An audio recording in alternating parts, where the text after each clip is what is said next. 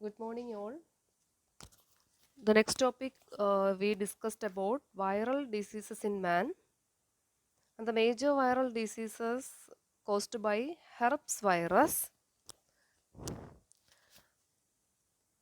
Herpes virus are a family of viruses that causes recurrent latent infections that progress slowly over long periods. They are medium-sized enveloped double-stranded virus. They are one of the most complex of viruses causing a wide range of diseases.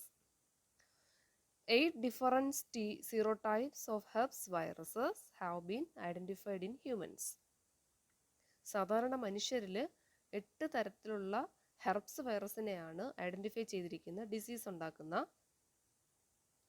Humans are the only known hosts of herpes simplex viruses.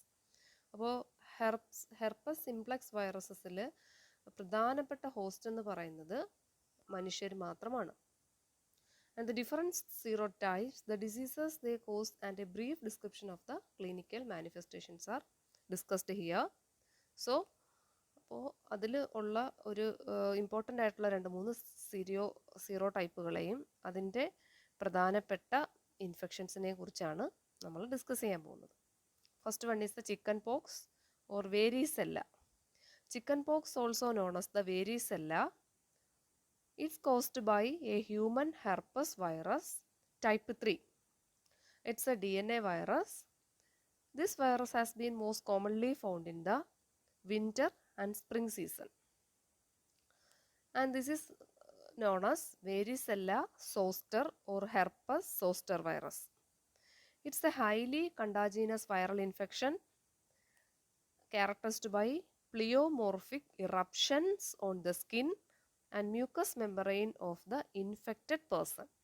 അപ്പോൾ നമുക്കറിയാം pleomorphic eruptions എന്ന് പറയുമ്പോൾ പല തരത്തിലുള്ള പാടുകൾ, ഇങ്ങനെ കുമിളകൾ പോലെ ദേഹത്ത് ശരീരം മുഴുക്കെ കാണപ്പെടുന്നു, സ്കിന്നിലെല്ലാം. And the mucous membrane of the infect, കൂടാതെ തന്നെ അതിനകത്തെല്ലാം ഒരുതരം ഫ്ലൂയിഡ് ഇങ്ങനെ ഫില്ല് ചെയ്തിരിക്കുന്നതായിട്ടും കാണാം.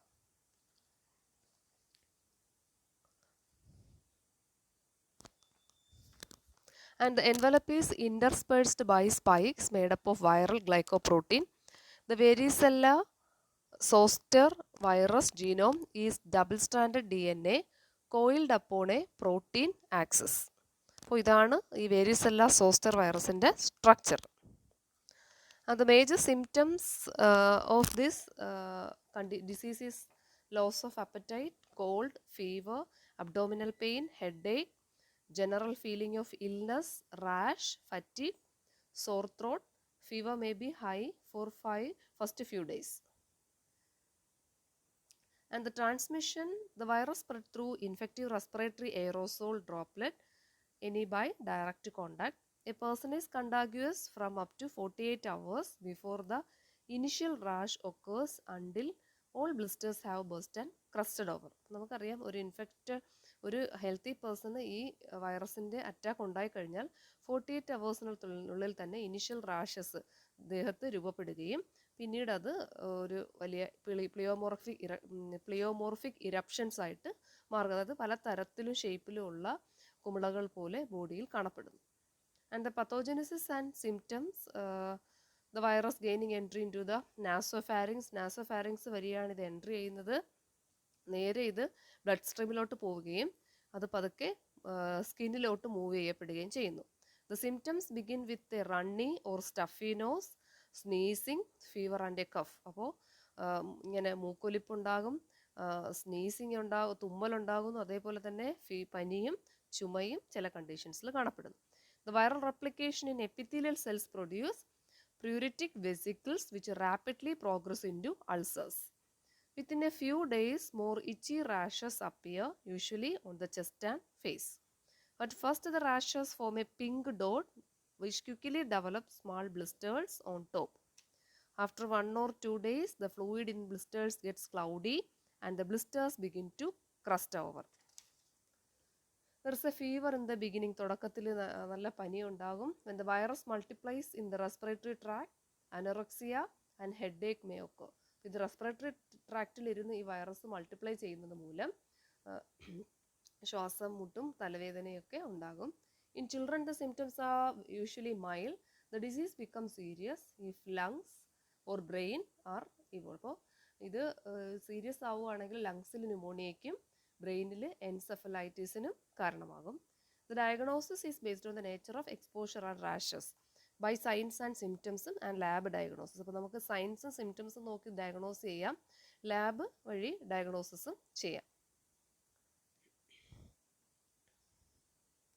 And the lab diagnosis is not required usually, but most frequent sources of isolation is vesicular fluid.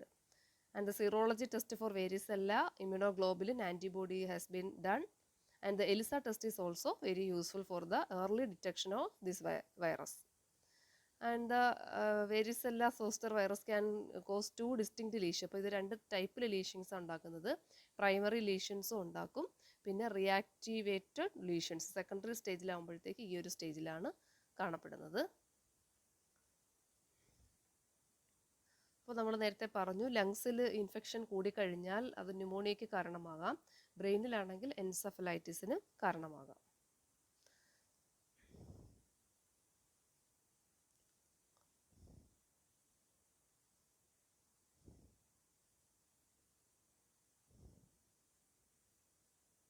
And in the treatment and the prevention and control, the infected individual kept in isolation for a week until the lesion have crusted. അപ്പോൾ ഈ lesions നമ്മൾ കണ്ട lesions ഉണങ്ങുന്നത് വരെ നമ്മൾ infected ആയ പേഴ്സൺസിനെ നമ്മൾ ഐസൊലേഷനിൽ വെക്കുക. The oral and nasal discharges and clothing should be disinfected. അപ്പോൾ ഈ പേഷ്യൻ്റ് ഉപയോഗിച്ച അവരുടെ നേസൽ ഡിസ്ചാർജസ് അതേപോലെ പറ്റിയ ക്ലോത്തിങ്സ് ഒക്കെ ഡിസ്ഇൻഫെക്റ്റഡ് ആക്കുക. And the chickenpox can be controlled and prevented by the administration of 2 ml zoster immunoglobulin. അപ്പം നമുക്ക് 2 ml zoster immunoglobulin 72 hours-നുള്ളിൽ ഈ ഇൻഫെക്റ്റഡ് ആയിട്ടുള്ള വ്യക്തിക്ക് കൊടുക്കാം. And the treatment is supportive and can include treatments to control scratching, use of calamine lotion and baking soda bath. അപ്പോൾ baking soda ഉള്ള വെള്ളത്തിലുള്ള കുളിയും calamine lotion ഉപയോഗവും നമുക്കിതിൻ്റെ ഇച്ചിങ്ങിനെ സ്ക്രാച്ചിങ്ങിനെ കുറയ്ക്കാൻ പറ്റും. Pain relievers and fever reduces, സാധാരണയായിട്ട് ആൻറ്റിബയോട്ടിക് ഇതിൽ കൊടുക്കുന്ന മരുന്ന് പെയിൻ റിലീവേഴ്സ് ആയിട്ടുള്ള ഏതെങ്കിലും മരുന്നുകളും പാരസെറ്റാമോളൊക്കെയാണ് സാധാരണ കൊടുക്കാറുള്ളത്. കൂടാതെ തന്നെ കുട്ടികൾക്കാണെങ്കിൽ ചിക്കൻ പോക്സ് വാക്സിൻ ഉണ്ട്. ഫസ്റ്റ് ഡോസ് സെക്കൻഡ് ഡോസ് ഒക്കെ 12 to 15 months ഓഫ് ഏജിൽ ഫസ്റ്റ് ഡോസ് എടുക്കുന്നു, second dose 4 to 6 years of ഏജിലും ഒക്കെ എടുക്കുന്നുണ്ട്. അതേപോലെ people 30 years of age and older should get 2 doses at least 28 days. അപ്പോൾ ഇങ്ങനെ ഒരു 28 days ഗ്യാപ്പ് ഇട്ടിട്ട് 13 വയസ്സിന് മുകളിലുള്ളവർക്ക് ഇങ്ങനെ 2 ഡോസ് വാക്സിൻസ് എടുത്ത് നമുക്ക് ഇതിനെ പ്രിവെൻറ്റ് ചെയ്യാൻ പറ്റും.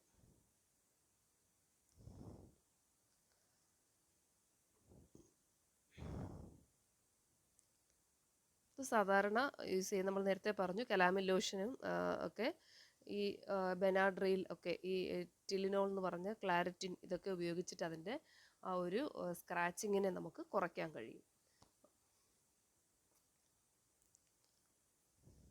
അപ്പോൾ ഇത്രയാണ് ചിക്കൻ പോക്സിനെ പറ്റി